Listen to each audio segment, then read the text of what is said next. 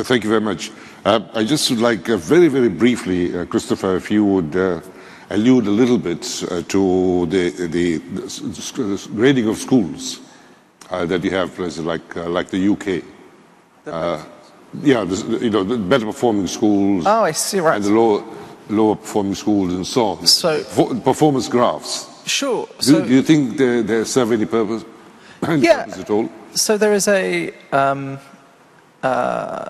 So in the United Kingdom, as in increasing numbers of countries, the government insists on publishing data about every single school. So when you're looking for a local school, you can see who is best for, according to various criteria.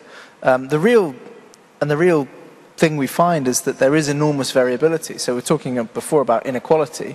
The inequality between schools, even in very accomplished countries, is enormous. The difficulty really is the choice of criteria, which end up shaping everything the school does. So we have these problems in the US and in the UK with what's referred to as high-stakes testing, which is to say that when you rank a school on one specific measure, the school becomes obsessive about the measure, and then you introduce a sort of second measure, and they will switch and care only about that one thing. So in England, to give you an example, schools are ranked on how many of their children get grades C or above on certain tests. So they have to get an A, a B, or a C to qualify for certain things. If they get a D, the child gets a D, the school drops in the league table. And so if you look at the amount of time that schools spend, they're obsessed with getting children from D to C. And they spend their whole time just focusing on this very little band.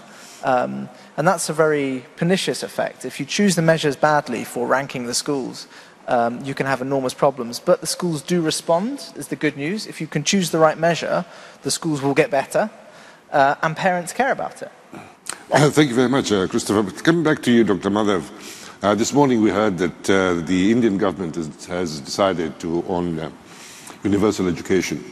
But you also mentioned that there's been a test case recently between the government and private educators. So do you see a conflict of interest as inevitable?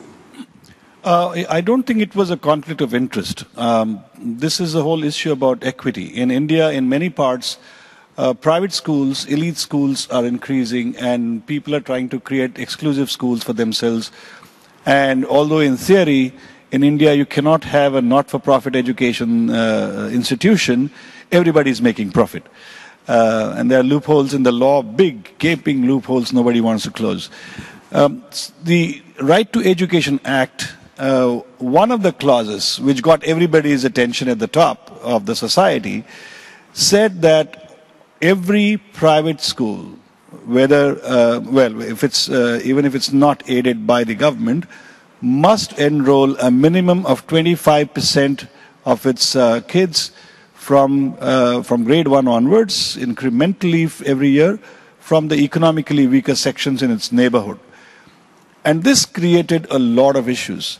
The financing problem was that if I'm charging $10,000 for the whole year for some of the kids, then how much is the government going to pay? And the government said, we will pay you on a per child basis what we spend on an average in the state. And everything else you have to figure out. And so there was an issue that means that we'll have to charge the parents extra money to support these 25%. There was one issue. But the real underlying issue was, should my kids sit with these kids?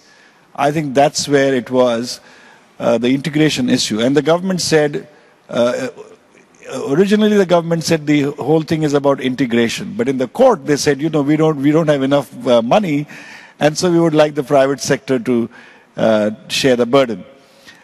The Supreme Court, in a divided opinion, actually ruled that this was constitutionally valid, and so it's beginning to happen. But I think the question is not settled as yet, whether you can force. And the interesting part is, what this is saying, on the other hand, is these private schools, because it's not about elite private schools only. There could be poorer private schools, and they would also have to take 25% students. So the interesting thing is the government is actually saying, go to the private schools. instead of focusing more on improving government schools. And I think this is still going to be in a flux. It's an interesting situation, to say the least. We are unfortunately rapidly running out of time for this session. Then we'll have questions from the floor. But very quickly, Gordon Brown last year talked about the Global Partnership for Education along the lines of the Global Partnership for Health. Now, if you would, each of you tell us, do you think this is possible? Can it work? Or are we getting far too many international partnerships because we had another partnership and so on? Are these partnerships going to get each other's way? So perhaps we'll start with you, Christopher, fairly briefly. I don't think there's a problem with having lots of different partnerships. I don't think that's the issue at all. The problem is whether, fundamentally, if you have a government that wants to get on and do stuff and wants to exploit aid from the World Bank and other funders to improve its education system, you don't really need a partnership. The problem is where you have a government that is, for whatever reason, resistant to outside help or is fairly indifferent. Is it really going to put itself out there or change its mind because of this partnership? And so the problem that Her Highness's initiative is going to run into, I suspect, is the entrenched local interests and how you get beyond. I mean, can you imagine in your own countries whether this partnership is going to have the political weight to force your government to do something it doesn't want to do? That's the real challenge. Thank you. Dr. Madhav? Well, like in every international affair, this is a matter of diplomacy. It's a question of how do you convince people? Because I think, by and large, every country has signed the declaration and they're saying we're going to do it. The question is, do you have the sense of urgency and how closely are you looking at the problem? What is your problem and how are you going to solve it? For example, in the issue of finance, how much should schooling or education cost? And I'm differentiating the two. Is it necessary to set up a brick and mortar school, or for the time being you can start a tent school? Because there could be international standards that will say, in India, for example, the law now says you must have a brick and mortar school of these dimensions, it must have a playground and so on and so forth, otherwise you cannot start the school. And they've shut off all the funding for informal education because the Right to Education Act exists, and there is some sense why it is being done. But if you want to bring the children who are not easy to reach, then it may be necessary to work out informal mechanisms to help them access learning, if not a school. We assume that if you give a school, they will be learning, and I think it's proven wrong world over. You need to do much more. It's possible that you can have a school but no learning, but you can have learning without school. I think that's proven as well. If we take these things into account and then get the sense of urgency going, I think it will help. But I'm afraid there'll be a lot of diplomacy required. Charming initiatives are required to convince governments to come into the partnership. Perhaps people-to-people contacts will help.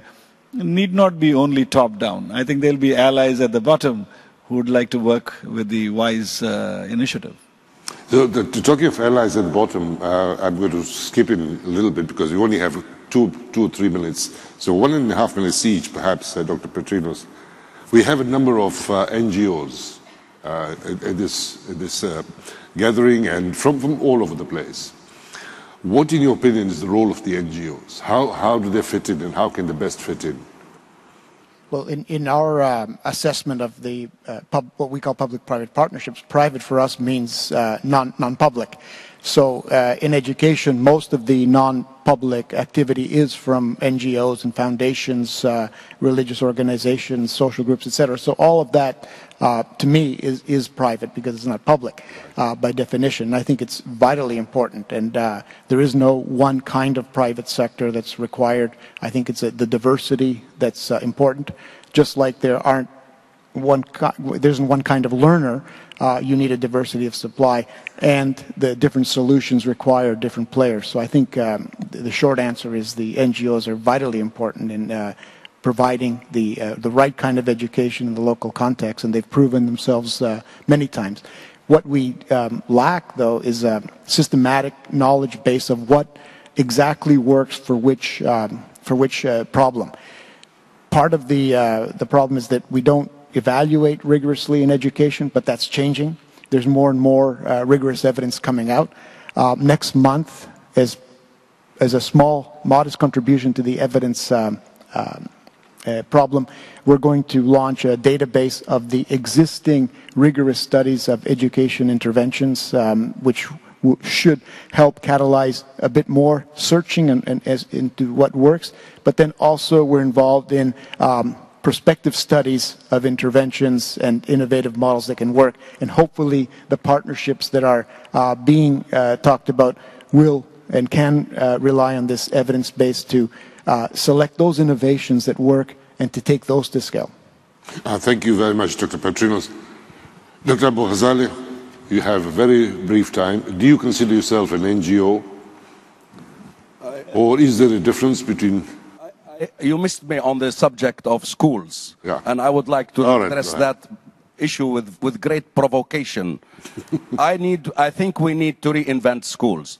If we want to teach 60 million students in classrooms, build bricks, and bring teachers, we'll never achieve it. We have to reinvent the schooling system on the basis of what is the certificate required to go to university.